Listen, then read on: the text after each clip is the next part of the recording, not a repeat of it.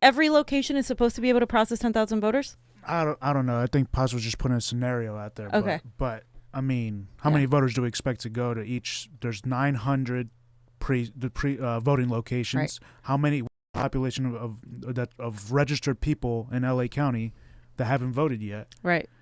So just to clarify, you guys, we went. We've shown this video before where I asked, forget his name, Dean Logan's guy, right? Jeff Klein. Because we went from over 4,000 polling locations to under 1,000.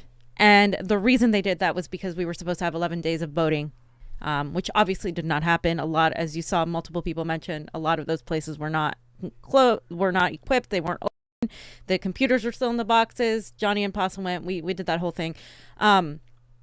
So like the majority of people who aren't like us, who aren't, voting early, voting by mail, all these things, the majority of the population is going to go vote tomorrow, right? And when you have reduced the number of polling locations, which was a huge concern for me from the start, you're pretty much saying, oh, we expected people to vote early, but what happens if they don't? And then what happens on top of that, you have a whole new system. You have poll workers that were trained one day on this very high-tech system, poll workers that are over the age of 45 that aren't quick on the iPad. Because when we did the mock thing, I had to help the poll worker themselves, right? And it's not their fault. They should have had more training. It's as simple as that. And so all of these factors combined, then the machines can only hold up 200 pieces of paper, then they have to be switched out. Thankfully, in his location, any one of them can do it. But in other locations, only the lead is supposed to be trained on how to do it. Or they're afraid to do it. They weren't trained properly. Now, you have 1 day training. You have poll workers who don't know how to use an iPad, the new technology that we just upgraded to, right?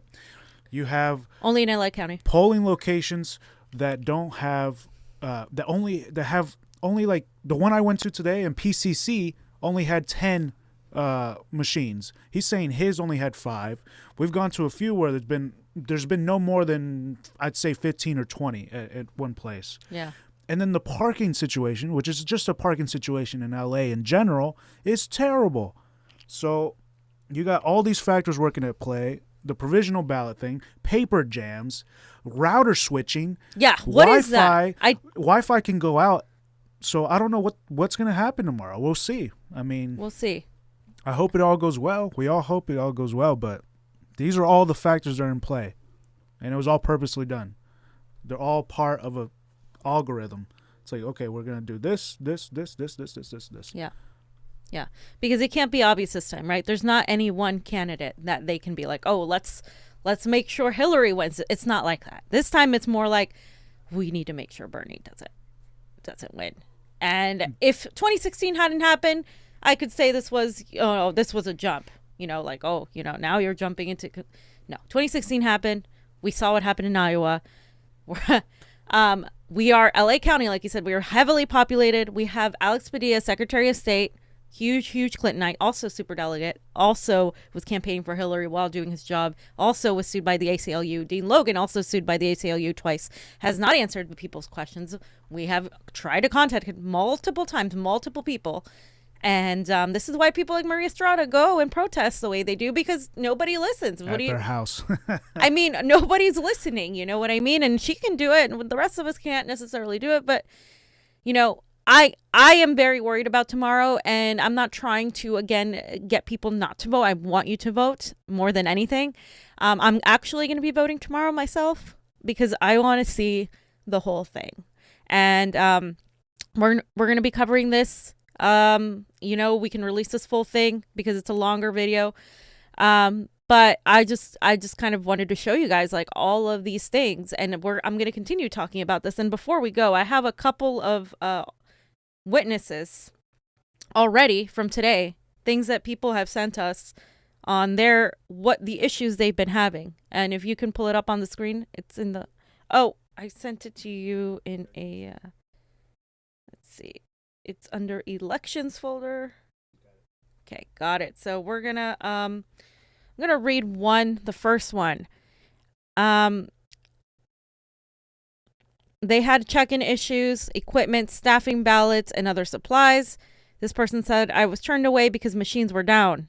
I stayed and fought for my right to vote, worked with poll workers to get answers, and was able to vote 2 hours and 40 minutes later. This is at UCLA, by the way, which I was informed had 3-hour wait lines today. UCLA, of course, college kids, young people, first-time voters. Let me continue. I would like if many things about this voting process had gone differently. Democrats lose because they out-organize us. 28 people actually took the time to search and locate a center that was buried on the second floor of a building on UCLA's campus without any signage and help from security staff. 28 people were turned away. Democrats lose because a majority of us would give up. I want Democrats to win. This process and its failings gives me little faith that will.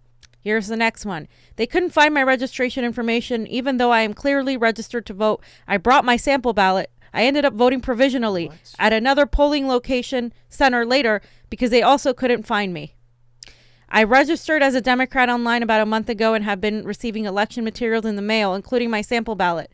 Poll workers couldn't find me in their system using my name, then scanned my sample ballot and still couldn't find me. They offered me a provisional ballot, but I told them I would try voting elsewhere. And then this person named Gabriel ended up voting provisionally elsewhere. Voting machines down at Penmar and Mark Twain, unable to vote, turned away, finally got to vote using voting machine, but was given provisional ballot because voters showed as if I had previously voted. My local polling place in Brentwood would not give me a Democratic ballot because in their system, I'm registered as a no party preference voter. I recently re-registered, this time as a Democrat, well within the February 18th deadline. When I check on the status of my registration on my own computer, it clearly said Democrat. I returned twice and finally had to go to another polling place to vote Dem. At the second polling place, they easily went into the system to change my registration to Democrat. All I had to do was sign and then initial. Ballot got jammed in the polling machine and was torn, but staff tried to extricate it.